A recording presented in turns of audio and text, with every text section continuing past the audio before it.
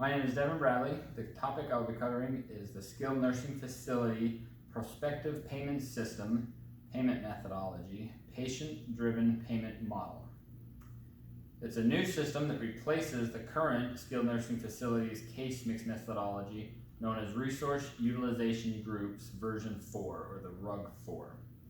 This new system will save money and improve care by reducing administrative burden and tying payment to patient conditions rather than services provided.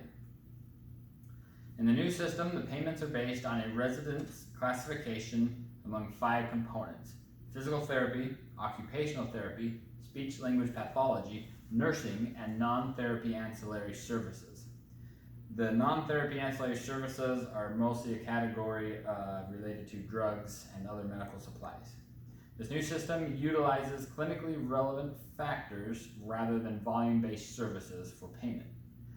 Under the RUG 4 system, payment was primarily determined by number of therapy minutes. This was often thought to wrongfully incentivize the utilization of therapy, which meant that there was a little more incentive to spend more time with patients for the purpose of billing. One impact, the macro impact for this system, is the connection between therapy utilization and payment is removed. So that removes the incentive to be able to bill for more hours, to just do therapy for the sake of billing. Also, rather than the payment matching what the therapists were to do, therapists now will need to match their interventions and their sessions with the payment. That means that the therapist may have a narrower window to fit a session in. A micro impact at a smaller level would be individually, it would be important for therapists to demonstrate the value that they bring to the facility and to their patients.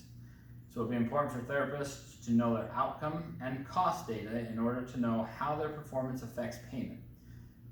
For example, if a clinic was paid X amount of money for this patient and the therapist offered these services, then the therapist needs to decide, was the therapist cost effective? Was the therapist able to deliver quality intervention that benefited the patient but was also profitable to the clinic by keeping it within the payment that was already given? As far as financial planning, facilities will no longer be paid based on the amount of therapy services delivered, so therapists will need to be more efficient and strive to rehabilitate a patient more quickly but without discharging the patients before they're actually ready. Basically, time is money. The less time you spend with the patient, the more money the facility makes, but we still need to be spending the time that we need to help our patients with their rehabilitation. As far as management decision making, management may need to get a little bit creative to find ways to increase productivity. For example, in one facility that I have seen, management told their therapists that many of them were getting their first session of the day late, which was supposed to start at 8:30, but the patients weren't quite finished with their breakfast yet, and so therapists were starting late, which made their whole days late. So management decided, instead of starting late, what he did was he sent his therapist and he told them, you need to go and check between 8 and 8:15, check on your patient, make sure that they're at breakfast in the dining room ready to eat so they can be ready at 8:30.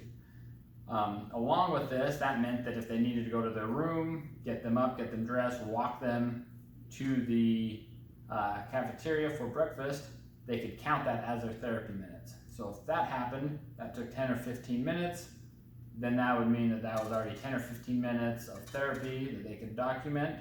When they finished with their breakfast, they would finish that session. So they were either getting all their minutes on time because breakfast was ending on time, or they were being able to finish that session a little bit before 9:30 because they had started a little bit early.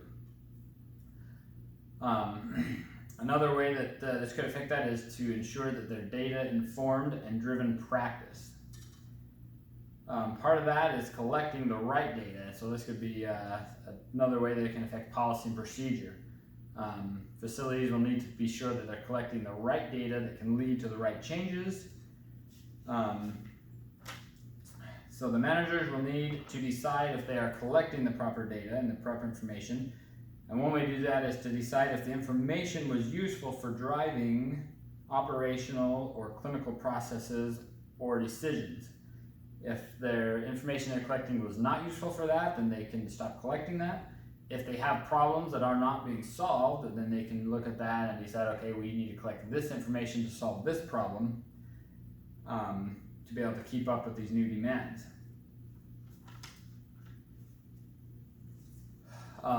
Here are the references that I used for this.